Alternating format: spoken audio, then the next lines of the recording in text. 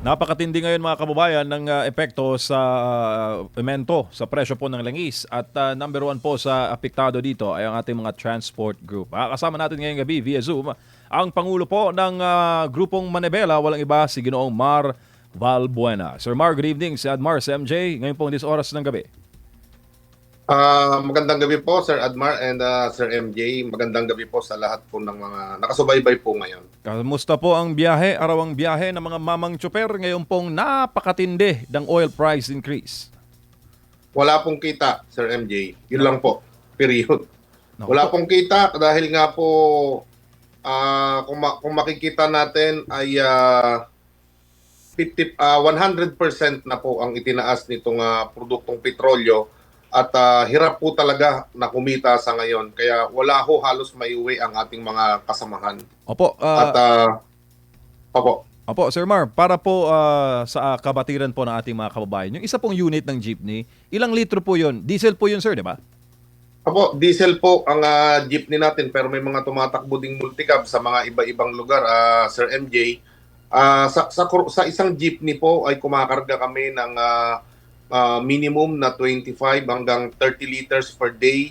Nag-a-average po yan ng mga 8 trips, Sir MJ, Sir Admar. Opo, at ngayon po na naabutan tayo ng staggered na increase last week, napakalaki. Ngayon din, sir, napakatindi rin po ng umento sa presyuhan ng langis per litro.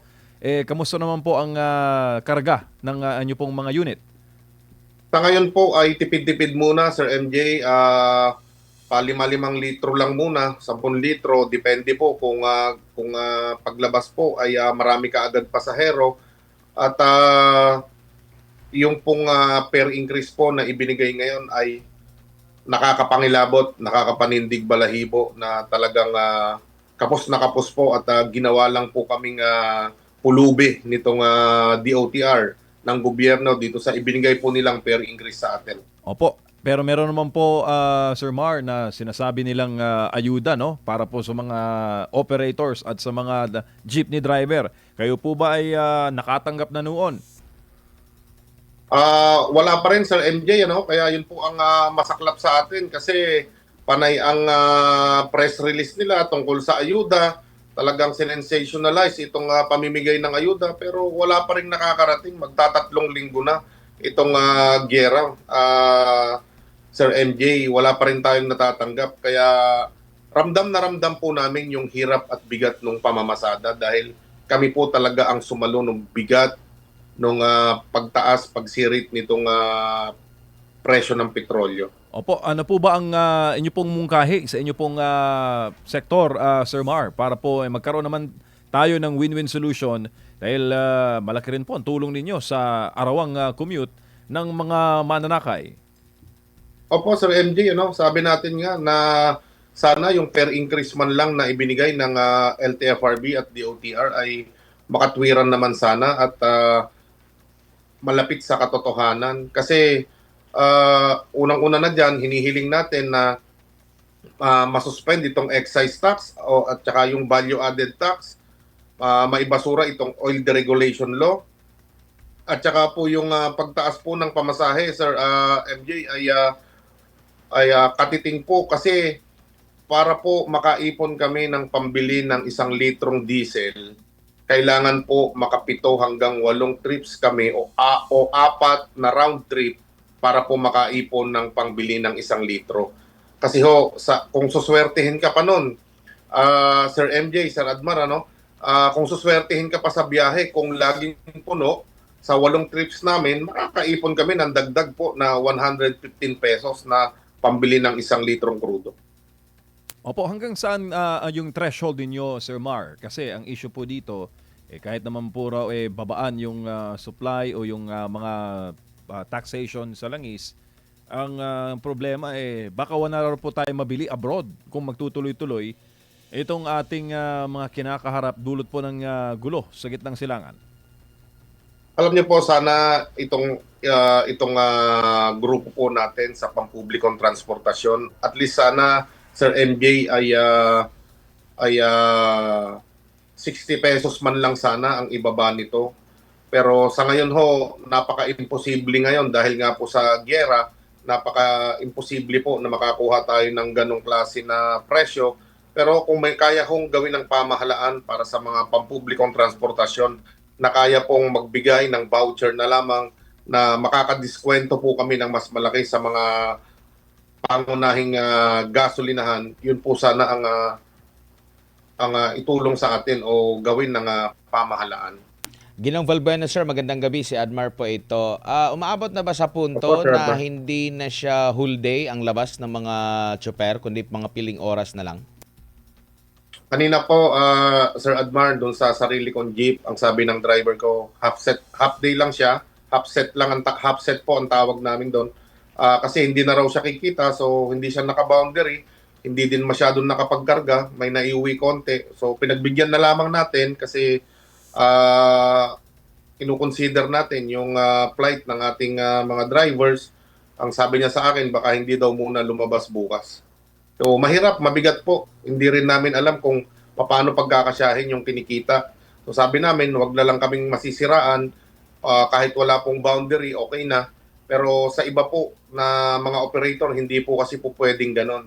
Lalo na kung may mga ginagastusan at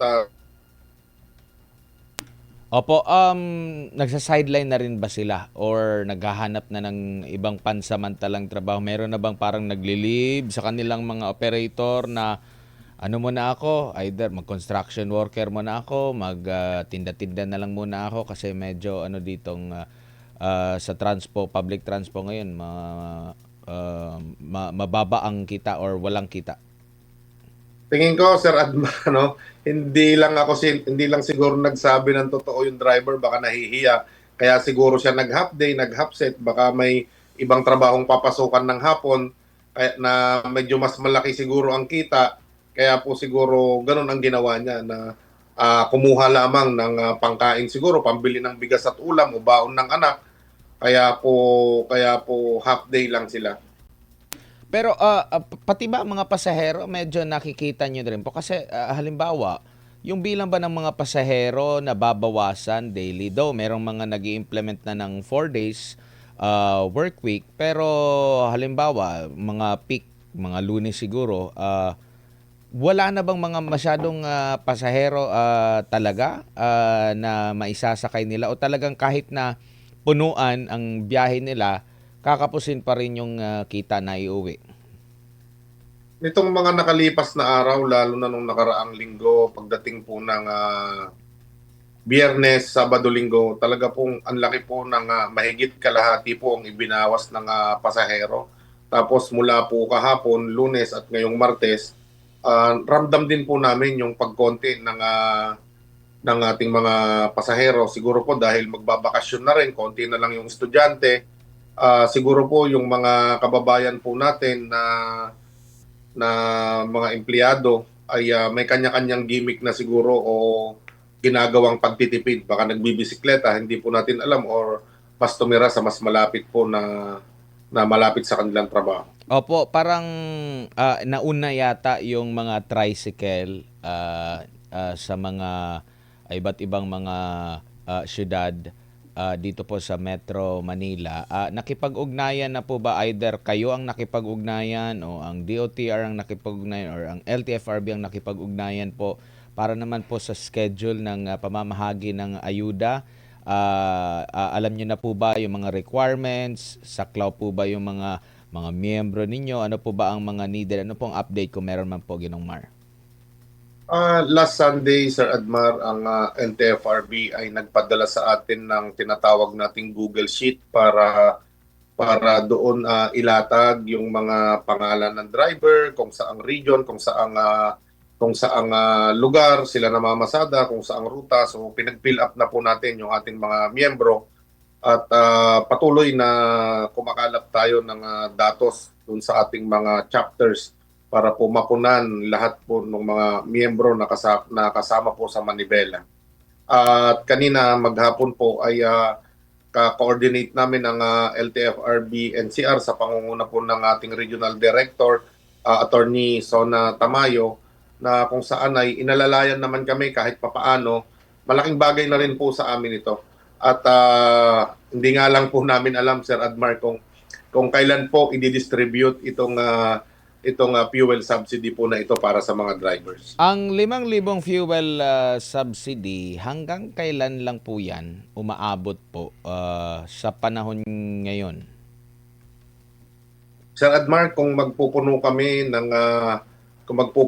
ngayon ng magpo-full tank kami ng isang jeepney namin, kung pumapatak na ito sa 90 o 100 ay nasa 3,000 na po yan eh. So aabutin lang ng 1.5 araw. Sabihin natin 2 hanggang 3 araw maximum po, Sir Admar, pero napakalayo po talaga.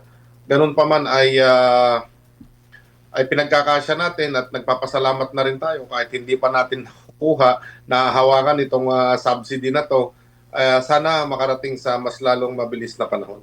Opo, may pinapayo po ba sila or kayo sa mga chopper? Baka kasi imbis na ipa-crudo, ipang start-up na lang ng negosyo yung 5,000. Meron po bang tawag nito, requirements ang LTFRB po? Pwede pong mangyari 'yon, Sir Admar eh. Pwede pong gawin ng driver 'yon na samantalahin yung pagkakataon na may malaki akong puhunan ngayon, baka magamit ko muna ito sa maliit na negosyo. Total, lugi rin naman kami sa pamamasada. Hindi po natin kasi maiiwasan 'yun. Maghahanap po ang kahit na sinong tatamaan nitong hagupit ng taas presyo ng petrolyo.